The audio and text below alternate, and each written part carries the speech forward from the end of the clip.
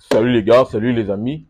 J'espère que vous allez bien. Les demi-finales de la Coupe du Monde des moins de 20 ans va débuter dans la nuit de demain et on va faire une vidéo pronostic pour la rencontre entre le Maroc et la France. On sait que c'est la rencontre au sommet. On va parler ici du Maroc qui est la seule nation africaine qui nous reste encore dans cette compétition, qui nous représente valablement et qui réalise jusqu'à présent un très bon parcours. On va analyser en long, en large, bien sûr, cette rencontre. On va se projeter pour essayer de voir quelles sont les clés qui vont permettre à ce que le Maroc puisse venir à bout de cette équipe de France, peut-être pour se qualifier en finale, voire même aller remporter le Saint Graal. On va revenir en long, en large par rapport, bien évidemment, à ce match entre le Maroc et la France. C'est une vidéo pronostic. Bien évidemment, autour de cela, j'ai réservé un petit chapitrage qui sera en description. Vous aurez la possibilité, bien sûr, de cliquer et d'aller aux différentes parties de ce pronostic. Déjà d'entrée, on va d'abord voir l'état de forme des deux équipes, que ce soit du côté de les jeunes petits lionceaux de la classe, mais également les jeunes petits français. On va également voir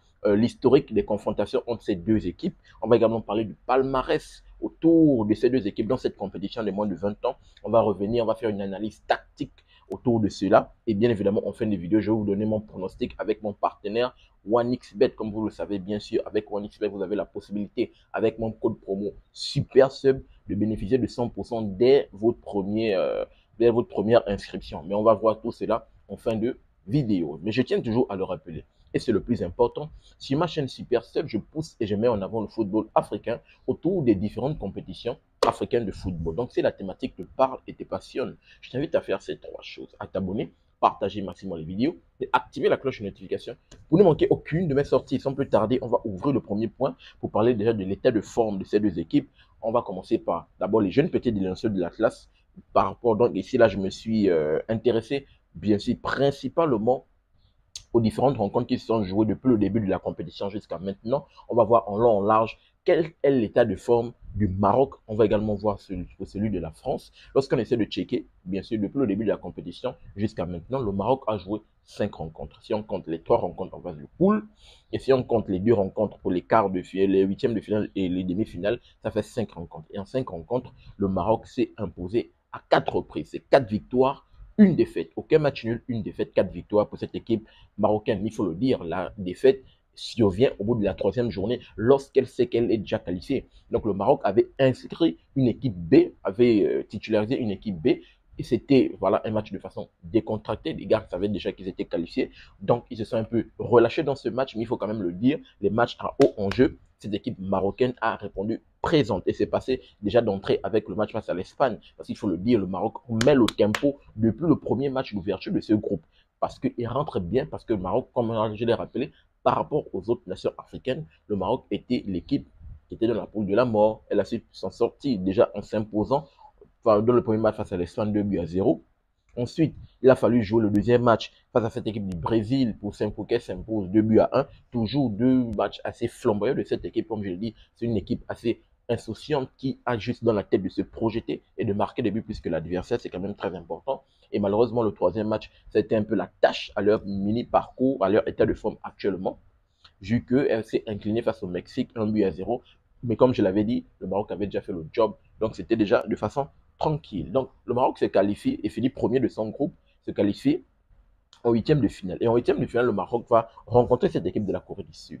Le Maroc s'impose 2-0 dans un match où le Maroc a maîtrisé elle maîtrisé le match de la première à la dernière minute. Logiquement, pour ma part, je pense que le Maroc sortait de ce match en s'imposant 2-0 de façon tranquille, clinique. Mais malheureusement, elle va pêcher et va encaisser un dernier but. Bon, pour ma part, je pense qu'elle a donné ce dernier but à cette équipe de la Corée du Sud. On va revenir par rapport aux faiblesses de cette équipe marocaine, qui est bien sûr la défense. Donc, le Maroc s'impose dans le match de huitième de finale et se qualifie en quart de finale et rencontre les USA. Il faut le dire quand même, par rapport bien sûr aux autres nations que le Maroc a pu rencontrer en phase de poule, que ce soit l'Espagne ou le Brésil. Les USA également étaient une nation dans cette compétition qui réalisait également un très bon parcours, mais de surcroît, qui marquait un nombre incalculable de buts, cette équipe des USA. Donc le Maroc rencontre cette équipe, il faut le dire, les USA mettent l'intensité qu'il faut.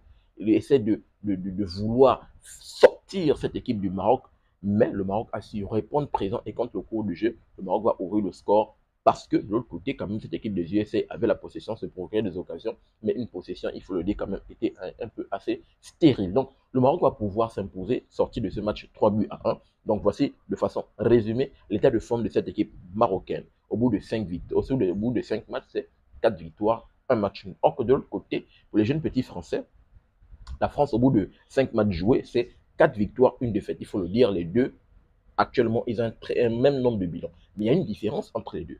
La défaite du Maroc survient lorsqu'elle est déjà qualifiée. Or que de l'autre côté, la défaite des jeunes petits Français survient à la deuxième journée et une défaite quand même qui a fait très mal, qui a fait tâche et qui fait tâche dans leur parcours parce que la défaite des jeunes petits Français, c'est face aux USA. Les mêmes USA que cette équipe du Maroc, les jeunes petits Lionceaux, ont copieusement bastonné 3 buts à 1 et éliminé en quart de finale. Donc, premier match, l'équipe de France s'impose face à notre tenant du titre, ceux qui ont remporté la CAN, le jeune petit sud-africain.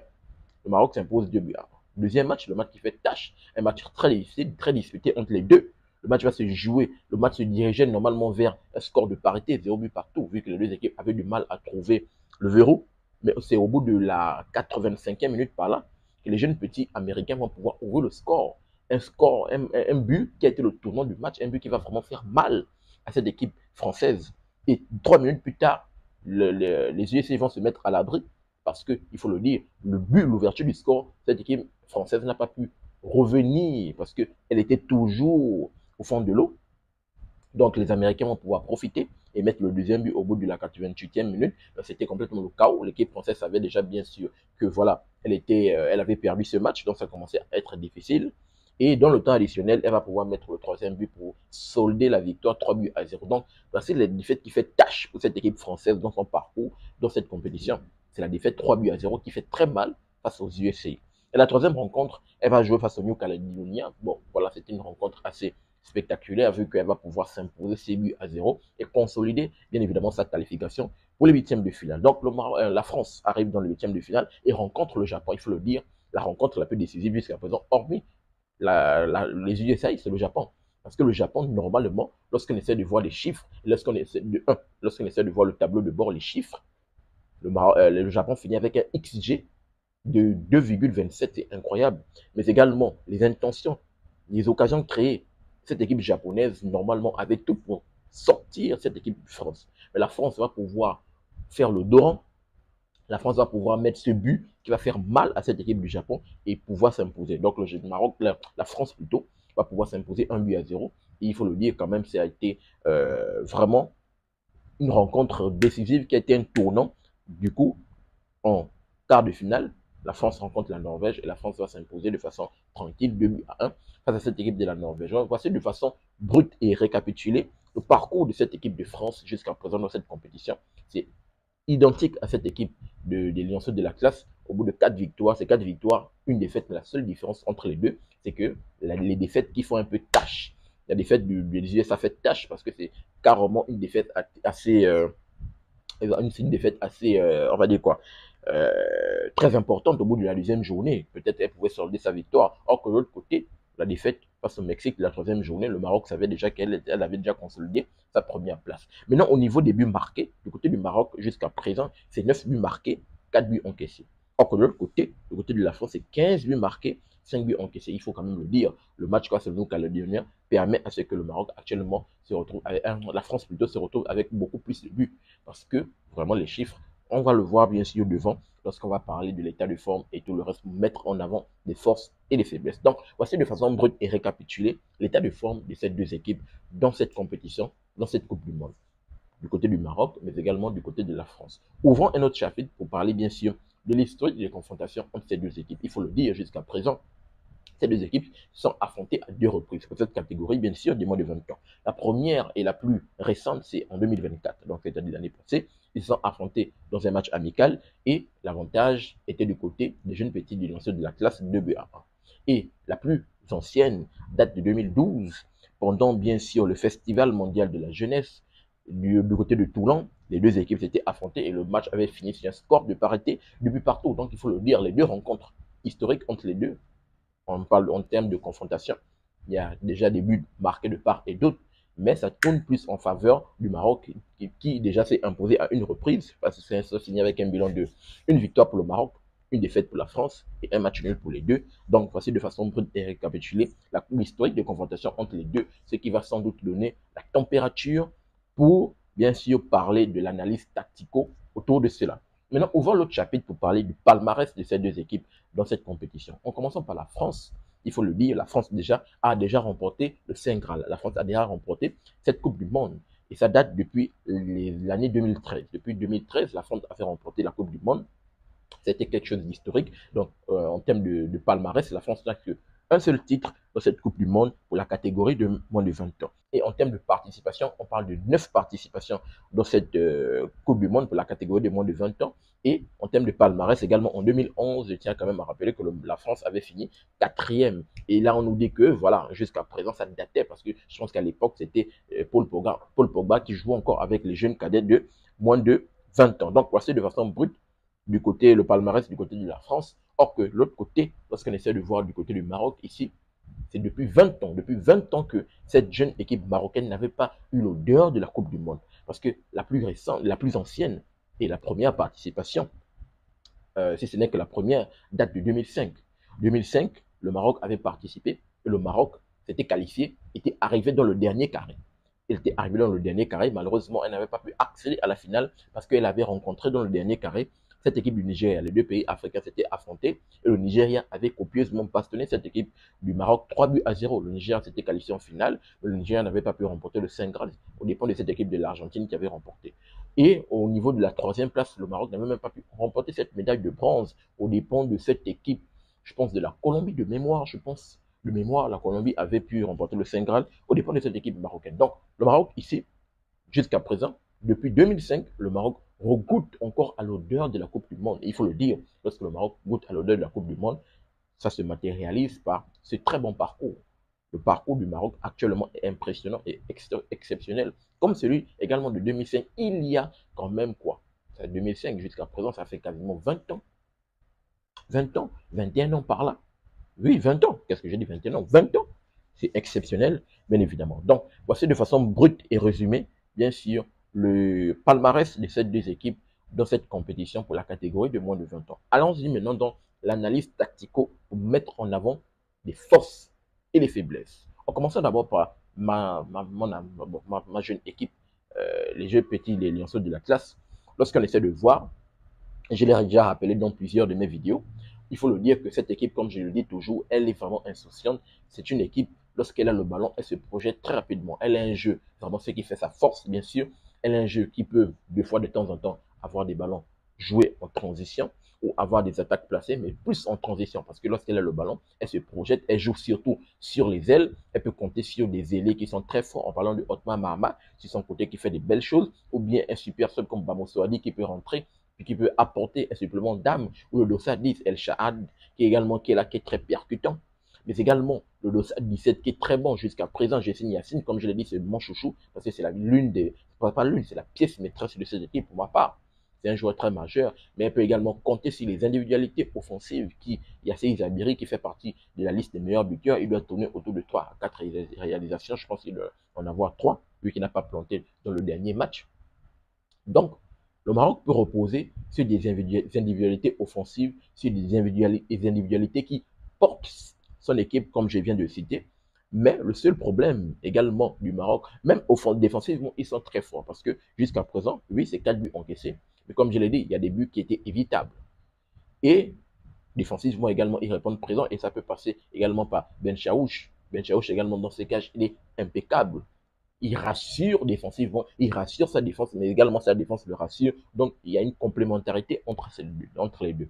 Maintenant, pour parler des faiblesses, et je pense que c'est l'une des faiblesses que je trouve à cette équipe marocaine, c'est au niveau de la concentration. À certains moments, elle a tendance à être déconcentrée. Du coup, elle se fait prendre à son propre jeu. Et j'ai pu le constater dans le match face à la Corée du Sud, parce que comme je l'ai dit, c'était un match normalement qui remporté au la main de but à 0, mais malheureusement en dernière minute, heureusement que le but est arrivé quasiment dans les derniers instants, elle va pouvoir écoper d'un penalty, faute de mettre dans la surface des réparations. Ça aurait pu peut-être être le tournant du match si c'était à un temps un peu plus réduit. Cette équipe coréenne peut-être aurait pu revenir et le Maroc aurait complètement tout gâché.